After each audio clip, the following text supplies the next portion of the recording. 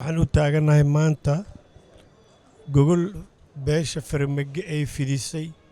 oo ay u fidisay xawaadla weyne ajendaheedana uu ahaa oo keliya xaqdaradii ka dhacday qaybsigii kuraasta Hirshabeele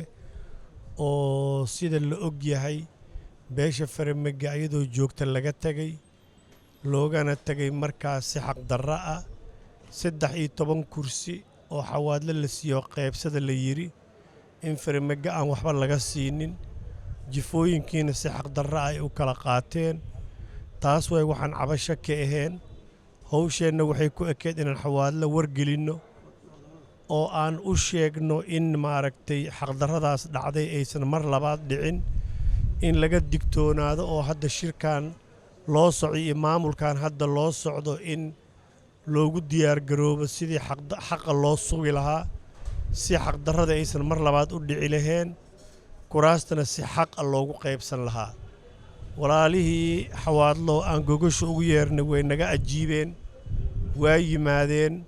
waxayna naga ballan qaadeen in nala qaadayaan meel kastaba ha la gaarto ay gaarsiinayaan beesha xawaadle iyo meel kastoo ay joogto annagoo beesha farmage ana in haddii wixii ka dambeeya aan ka howlgalno si xaqdarradii dhacday aysan mar labaad u dhicin oo aan kuraasteennii si xaqa ku raadsanno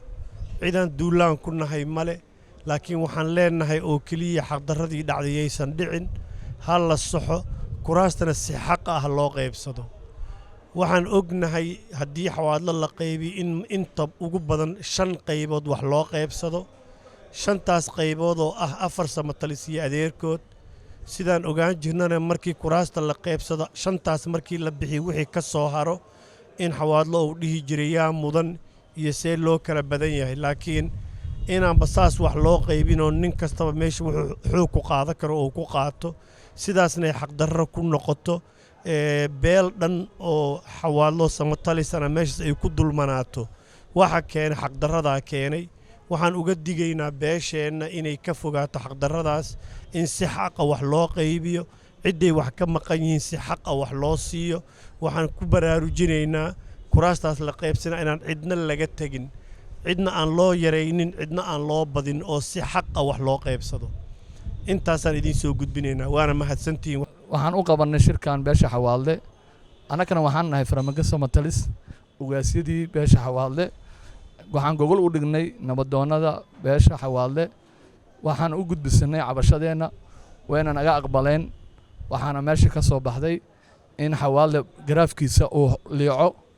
marka waxaan isla gartay inay tahay caqabadaas iyo problemka meesha ka jiro farmage laga tagay wayna qarwaqsadeen wayna naga yeeleen wayna naga aqbaleen cidda waxay dhaheen meesha awalba soo ku bilowday qalad uu ahaa haddana waxa waaye waxaad tihiin ugaasyadeennii dadkii hogaamiya waana ka qaadanay waxaana raadinaynaa midnimo xawaadle sidii sharafkiisii iyo karaamadiisa u soo laabato waana mahadsantihiin wassalaamu calaykum waraxmatullahi wabarakatu